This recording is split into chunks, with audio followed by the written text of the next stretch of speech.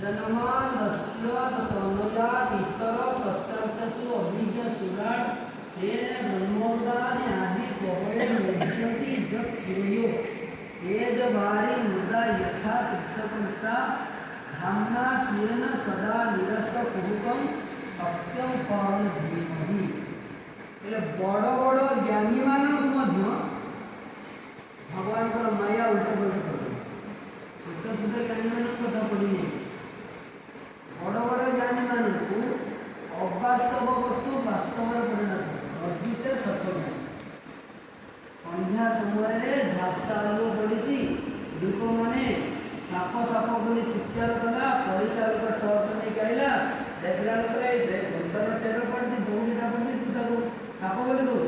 ଏଇ ଯେଉଁ ରଜ୍ଜୁତେ ଯେଉଁ ସର୍ପ ଜ୍ଞାନ এই অবাস্তবময় সংসার মনুষ্যକୁ এତେ ବାସ୍ତବ ଜ୍ଞାନ ହେଉଛି ସେ ଭଗବାନଙ୍କ ବାସ୍ତବତା ସମୟ। ତେଣୁ ସେଇ ଲୋକମାନଙ୍କ ପାଖରେ ଭଗବତ କହନ୍ତି ବ୍ରହ୍ମା ମଧ୍ୟ ତା ଭିତରୁ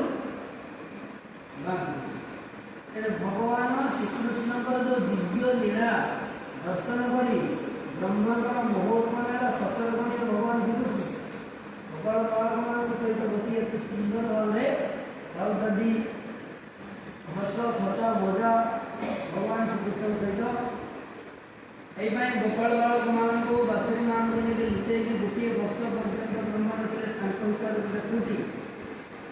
ସେଇ ମୁହୂର୍ତ୍ତରେ ପୁନରାୟ ବ୍ରହ୍ମା ପ୍ରତ୍ୟାବର୍ତ୍ତନ କରି ଦର୍ଶନ କଲେ। ଗୋକୁଳରେ ଯେତେ ଗୋପବାଳକ ବାଛୁରୀ ଥିଲେ ସେ ସମସ୍ତେ ତମ ମାୟାରେ ଶୋଇଛନ୍ତି ସେମାନଙ୍କୁ ମାୟା ଅଚେତ ରଖିଛି ସେମାନଙ୍କର ଏ ପର୍ଯ୍ୟନ୍ତ ଚେତା କରି ନାହିଁ। ତାହେଲେ ଏମାନେ ସବୁ କେଉଁ ବାଛୁରୀ ଆସିଲେ ଯେ ମୁଁ ଯେଉଁ ସୃଷ୍ଟି କରୁଛି ଯେଉଁ ଅଭିମାନ ଥିଲା ଅହଙ୍କାର ଥିଲା ସେଇ ଅହଙ୍କାରର ଶେଷରେ ଦେଖାଗଲା ବ୍ରହ୍ମ ବିମୋହନ ହେଲା। ବ୍ରହ୍ମ ବିମୋହନ ଲୀଳାରେ କ'ଣ ସେଇ ଅହଙ୍କାର ମୁଁ ସୃଷ୍ଟି କରିଛି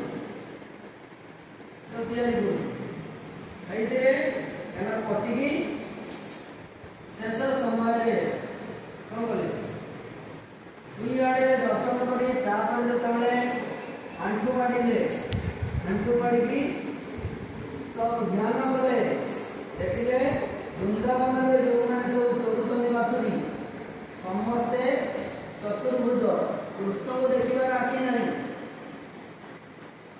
କୃଷ୍ଣକୁ ଦେଖିବାର ଏମାନଙ୍କର ଲୋକ କହୁଛନ୍ତି ମୁଁ ଠାକୁରକୁ ଦେଖିଛି ଅମୁକ କରିଛି ସବୁ କରିଛି ନା ନାହିଁ।